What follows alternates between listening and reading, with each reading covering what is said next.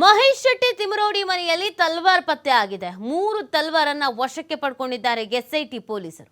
ತಿಮರೋಡಿ ಮನೆಯಲ್ಲಿ ಮಹಜರ್ ವೇಳೆ ತಲ್ವಾರ್ ಪತ್ತೆ ಆಗಿರೋದು. ತಿಮರೋಡಿ ಪತ್ನಿ, ಮಗಳ ಮೊಬೈಲ್ ಅನ್ನು ಕೂಡ ವಶಕ್ಕೆ ಪಡೆಯಲಾಗಿದೆ.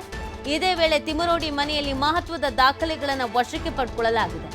ಧರ್ಮಸ್ಥಳದ ವಿರುದ್ಧ ಸಂಚು ನಡೆಸೋಕೆ ಸಂಗ್ರಹಿಸಿದಂತ ದಾಖಲೆ ಪತ್ರಗಳು ಕೂಡ ಸಿಕ್ಕಿದೆ ಅನ್ನೋದ್ರ ಬಗ್ಗೆ ಮಾಹಿತಿ ಸಿಗ್ತಾ ಇದೆ. ತಿಮರೋಡಿ ನಿವಾಸ ಮತ್ತು ತಿಮರೋಡಿಯ ಸಹೋದರ ಮೋಹನ್ ಅವರ ನಿವಾಸವನ್ನ ಕೂಡ ಶೋಧ ಕಾರ್ಯ ಮಾಡಲಾಗಿದೆ. ತಲಾಶ್ ಮಾಡಿದ್ರು. ಸುಮಾರು 12 ತಾಸುಗಳ ಕಾಲ ಏನೋ ತಲಾಶನ್ನ ಮಾಡಿದ್ರು. ಈ ಸಂದರ್ಭದಲ್ಲಿ ಮಹತ್ವದ ದಾಖಲೆಗಳು ಸಿಕ್ಕಿದೆ ಅನ್ನೋದ್ರ ಬಗ್ಗೆ ಮಾಹಿತಿ ಸಿಗ್ತಾ ಇದೆ. ಪ್ರಮುಖವಾಗಿ 3 ತಲ್ವಾರ್ ಸಿಕ್ಕಿದೆ ಅನ್ನೋದನ್ನು ಹೇಳಲಾಗ್ತಾ ಇದೆ. 3 ತಲ್ವಾರನ್ನ ಕೂಡ ವಶಕ್ಕೆ ಪಡ್ಕೊಳ್ಳಲಾಗಿದೆ. ತಿಮರೋಡಿ ಮನೆಯಲ್ಲಿ ಮಹಜರು ಮಾಡ್ತಾ ಇದ್ದಂತ ಸಂದರ್ಭದಲ್ಲಿ ಈ ತಲ್ವಾರ್ ಪತ್ತೆ ಆಗಿದ್ದು. ಯಾಕೆ ಈ ತಲ್ವಾರ್ ಬಳಕೆ ಮಾಡ್ಕೊಳ್ತಾ ಇದ್ರು ಅನ್ನೋದನ್ನ ಅವ್ರು ತಿಳಿಸ್ಬೇಕಾಗತ್ತೆ. ಯಾವ ರೀಸನಿಗೋಸ್ಕರ ಅಂತ. ಸೊ ಅದ್ರ ಕಾನೂನು ಬಾಹಿರ ಅಂತಂದ್ರೆ ಅದಕ್ಕೆ ಎಷ್ಟು ವರ್ಷ ಅಂತಿರುತ್ತೆ ಅಷ್ಟು ವರ್ಷ, ಅಥವಾ ಏನು ದಂಡ ಅಂತಿರುತ್ತೆ ಅಷ್ಟು ಶಿಕ್ಷೆ ಆಗತ್ತೆ. ಇದರ ಸಂದರ್ಭದಲ್ಲಿ ಧರ್ಮಸ್ಥಳದ ವಿರುದ್ಧ ಸಂಚು ನಡೆಸುವುದಕ್ಕೆ ಸಂಗ್ರಹಿಸಿದ ದಾಖಲೆ ಪತ್ರಗಳು ಕೂಡ ಸಿಕ್ಕಿದೆ ಅನ್ನೋದನ್ನು ಹೇಳಲಾಗ್ತಾ ಇದೆ. ಯಾವ ಥರದ ದಾಖಲೆ ಪತ್ರ ಅದು ಇಂಪಾರ್ಟೆಂಟ್ ಆಗತ್ತೆ ಇಲ್ಲಿ. ಆ ದಾಖಲೆ ಪತ್ರಗಳು ಏನು ಹೇಳ್ತಾ ಇದೆ, ದಾಖಲೆಗಳಲ್ಲಿ ಏನಿದೆ ಅದು ಬಹಳ ಮುಖ್ಯ ಆಗತ್ತೆ. ಸೊ ದಾಖಲೆ ಪತ್ರಗಳನ್ನು ವಶಕ್ಕೆ ಪಡ್ಕೊಳ್ಳಲಾಗಿದೆ ಅನ್ನೋದ್ರ ಬಗ್ಗೆ ಮಾಹಿತಿ ಸಿಗ್ತಾಗಿದೆ. ಆ ದಾಖಲೆಗಳಲ್ಲಿ ಏನು ವಿಚಾರಗಳಿದೆ, ಇವ್ರಿಗೆ ಆ ದಾಖಲೆ ಎಲ್ಲಿಂದ ಸಿಕ್ತು, ಇವರೇ ಪ್ರಿಪೇರ್ ಮಾಡಿದಂಥ ದಾಖಲೆಗಳ ಅಥವಾ ಇದ್ರ ಜೊತೆಗೆ ಇನ್ನೂ ಏನೇನು ಮಾಹಿತಿ ಸಿಕ್ತು ಎಲ್ಲಾನು ಇಂಪಾರ್ಟೆಂಟ್ ಆಗುತ್ತೆ. ತಿಮರೋಡಿ ಮನೆಯಲ್ಲಿ ಮಹಜರ್ ವೇಳೆ ಈಗ ಸದ್ಯಕ್ಕೆ ತಲ್ವಾರು 3 ತಲ್ವಾರ್ ಸಿಕ್ಕಿದೆಯಂತೆ. ಅದ್ರ ಜೊತೆ ಕೆಲವೊಂದಷ್ಟು ಡಾಕ್ಯುಮೆಂಟ್ಸ್ಗಳು ಕೂಡ ಸಿಕ್ಕಿದೆ ಅನ್ನೋದನ್ನು ಹೇಳಲಾಗ್ತಾ ಇದೆ. ಸೊ SIT ಅಧಿಕಾರಿಗಳು ತಮ್ಮ ತನಿಖೆಯನ್ನು ತೀವ್ರಗೊಳಿಸಿದ್ದಾರೆ. ಈಗ ತಿಮರೋಡಿಯನ್ನ ಮತ್ತೊಂದು ಆ್ಯಂಗಲ್ನಲ್ಲಿ ವಿಚಾರಣೆಯನ್ನು ಮಾಡ್ತಾರೆ. ಇಲ್ಲಿವರೆಗೂ ವಿಚಾರಣೆ ಮಾಡ್ತಿದ್ದು ಬೇರೆ ಆ್ಯಂಗಲ್. ಈಗ ಕೆಲವೊಂದಷ್ಟು ದಾಖಲೆಗಳು ಸಿಕ್ಕಿದೆ ಅಂತಂದರೆ ಮತ್ತೆ ಆ ಆ್ಯಂಗಲ್ಗಳಲ್ಲೂ ಕೂಡ ತನಿಖೆಯನ್ನು ಮಾಡಬೇಕಾಗತ್ತೆ. ಸೊ ತಿಮರೋಡಿಗೆ ಸಂಕಷ್ಟ ಅನ್ನೋದು ಕಟ್ಟಿಟ್ಟ ಬುತ್ತಿ ಅಂತ ಕಾಣಿಸುತ್ತೆ. ದಾಳಿ ಮಾಡಿದಂಥ ಸಂದರ್ಭದಲ್ಲಿ ತಿಮರೋಡಿಯವರ ಮನೆಯಲ್ಲಿ ಅವರ ಮಗಳು ಮತ್ತು ಅವರ ಹೆಂಡತಿ ಇದ್ದರು ಅನ್ನೋದ್ರ ಬಗ್ಗೆ ಮಾಹಿತಿ ಸಿಗ್ತಾ ಇದೆ. ಅವರುಗಳ ಮೊಬೈಲ್ಗಳನ್ನು ಕೂಡ ವಶಕ್ಕೆ ಪಡ್ಕೊಂಡಿದ್ದಾರೆ. ಅವರುಗಳ ಮೊಬೈಲನ್ನು ಕೂಡ ವಶಕ್ಕೆ ಪಡೆದುಕೊಂಡು ತನಿಖೆಯನ್ನು ಮಾಡ್ತಾ ಇರುವಂಥದ್ದು. ಸೊ ಅವರ ಮೊಬೈಲ್ ಮುಖಾಂತರವಾಗಿ ಯಾರಿಗಾರು ಡಾಕ್ಯುಮೆಂಟ್ಸ್ಗಳನ್ನು ಕಳಿಸಿರೋದು, ಮೆಸೇಜನ್ನು ಮಾಡಿರೋದು, ಈ ಥರದ್ದೇನಾದ್ರು ಇದ್ದರೆ ಅವ್ರುಗಳಿಗೂ ಕೂಡ ಇದರಿಂದ ಸಮಸ್ಯೆ ಆಗಬಹುದಾದ ಎಲ್ಲ ಸಾಧ್ಯತೆಗಳು ಕೂಡ ಇದೆ.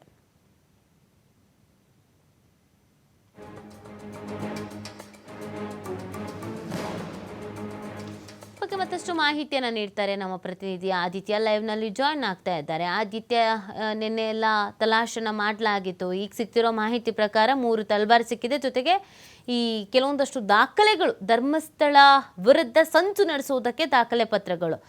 ಏನು ದಾಖಲೆ ಪತ್ರ, ಯಾವ ಥರ ಸಂಚು ರೂಪಿಸೋದಕ್ಕೆ, ಈ ಬಗ್ಗೆ ಏನಾದರೂ ಮಾಹಿತಿ ಸಿಕ್ಕಿದೆಯಾ ಆದಿತ್ಯ?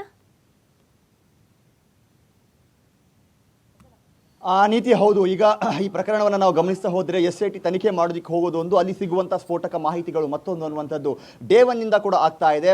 ಈಗ ಮಹೇಶ್ ಶೆಟ್ಟಿ ತಿಮರೋಡಿ ಅವರ ಮನೆಯಲ್ಲಿ ನಿನ್ನೆ ತಲಾಶ್ ನಡೆಸ್ತಾ ಇದ್ರು. ಆದರೆ ಈ ಪ್ರಕರಣ ನೂರಾರು ಶವಹೂತ ಪ್ರಕರಣಕ್ಕೆ ಸಂಬಂಧಪಟ್ಟ ಹಾಗೆ ಕೇವಲ ಅನಾಮಿಕ ಅಂದರೆ ಚಿನ್ನಯ್ಯನ ಮೊಬೈಲ್ ಸೇರಿದಂತೆ ಮನೆಯ CC ಕ್ಯಾಮ್ರಾದ ಹಾರ್ಡ್ ಡಿಸ್ಕ್ ಮತ್ತು ಬಟ್ಟೆ ಬರೆಗಳನ್ನೆಲ್ಲ ಸೀಸ್ ಮಾಡಿದ್ರು.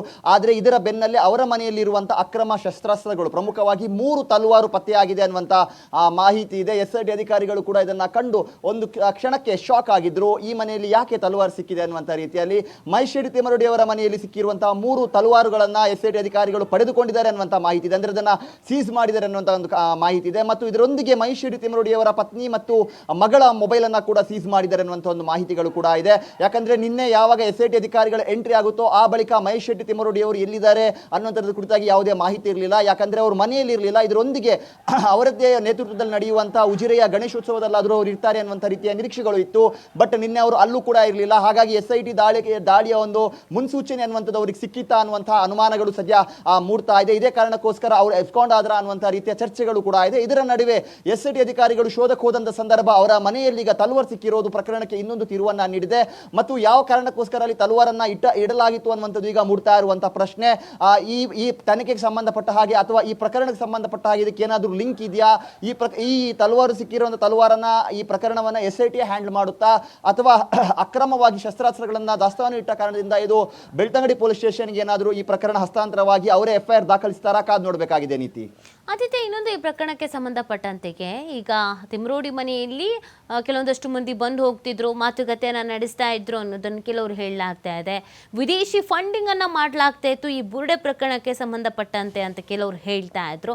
ಸೊ ಈ ರೇಡ್ ಸಂದರ್ಭದಲ್ಲಿ ತಲಾಶಿ ಏನು ಮಾಡಿದ್ರು, ಈ ಸಂದರ್ಭದಲ್ಲಿ ಇವುಗಳಿಗೆ ಸಂಬಂಧಪಟ್ಟಂತೆ ಯಾವುದಾದ್ರೂ ಮಾಹಿತಿ ಸಿಕ್ಕಿದೆ? ಯಾಕಂದ್ರೆ CCTVಯ ಹಾರ್ಡ್ ಡಿಸ್ಕ್ ಕೂಡ ವಶಕ್ಕೆ ಪಡ್ಕೊಂಡಿದ್ದಾರೆ ಅಂತ ಹೇಳಲಾಗ್ತಿತ್ತು. ಹಾಗಿದ್ರೆ ಒಂದು 2-3 ಮಂತ್ಸಿಂದ ಯಾರ್ಯಾರು ಬರ್ತಾ ಇದ್ರು, ಮೀಟಿಂಗ್ ಮಾಡ್ತಾ ಇದ್ರು, ಎಷ್ಟು ತನಕ ಇರ್ತಿದ್ರು, ಇದೆಲ್ಲದ್ರ ಬಗ್ಗೆಯೂ ಕೂಡ ಗೊತ್ತಾಗಿರುತ್ತೆ. ಹಾಗಾಗಿ ಆ ವಿಚಾರಗಳಿಗೆ ಮೇನ್ ಲೀಡ್ ಅಂತ ಏನಾದರೂ ಸಿಕ್ಕಿದೆಯಾ ಆದಿತ್ಯ?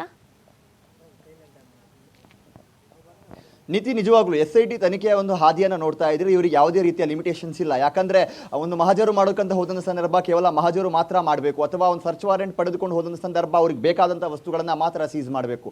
ಆದರೆ SIT ನಿನ್ನೆ ಎರಡೆರಡು ಕೆಲಸಗಳನ್ನ ಮಾಡಿದೆ ಮುಂದಿನ ತನಿಖೆಗೆ ಬೇಕಾಗಿ. ಯಾಕಂದ್ರೆ ಒಂದು, ಆತನ ಸ್ಥಳ ಮಹಜರು ಮಾಡುವ ಮೂಲಕ ಆತನ ಇರುವಿಕೆಯನ್ನು ದೃಢಪಡಿಸಿಕೊಳ್ಬೇಕಾಗುತ್ತೆ. ಆ ಇರುವಿಕೆಗೆ ಪೂರಕವಾಗಿ ಅಲ್ಲಿ ಏನೆಲ್ಲ ಸಾಕ್ಷಿಗಳು ಇದೆ ಅದನ್ನು ವಶಪಡಿಸಿಕೊಳ್ಬೇಕಾಗುತ್ತೆ. ಎಲ್ಲವನ್ನ ಕೂಡ ಮಹಜರು ಮಾಡಬೇಕಾಗುತ್ತೆ. FSLಗೂ ಕೂಡ ಅದನ್ನು ರವಾನಿಸಬೇಕಾಗುತ್ತೆ. ಇದರ ಜೊತೆಗೆ CCTV ಫುಟೇಜ್ ಕೂಡ ಅದಕ್ಕೆ ಲಿಂಕ್, ಅಂದ್ರೆ ಆತ ಅಲ್ಲಿ ಇದ್ದ ಅನ್ನೋದನ್ನ ಸಾಬೀತುಪಡಿಸೋದಕ್ಕೆ. ಅಂದ್ರೆ ನಿನ್ನ ಇಡೀ ಪ್ರಕ್ರಿಯೆ ಬಗ್ಗೆ ಹೇಳ್ತಾ ಹೋಗೋದಾದ್ರೆ ಆತ ಅಲ್ಲಿ ಇದ್ದ ಅನ್ನೋದನ್ನ ಸಾಬೀತುಪಡಿಸೋದಕ್ಕೋಸ್ಕರ CC ಕ್ಯಾಮೆರಾ ಫುಟೇಜ್ ಬೇಕಾಗುತ್ತೆ. ಆದ್ರೆ SIT ಅಧಿಕಾರಿಗಳು ಕೇವಲ ಇದಕ್ಕೆ ಮಾತ್ರ ಇದನ್ನ ಸೀಸ್ ಮಾಡಿದ ರೀತಿಯಲ್ಲಿ ಕಾಣಿಸ್ತಾ ಇಲ್ಲ.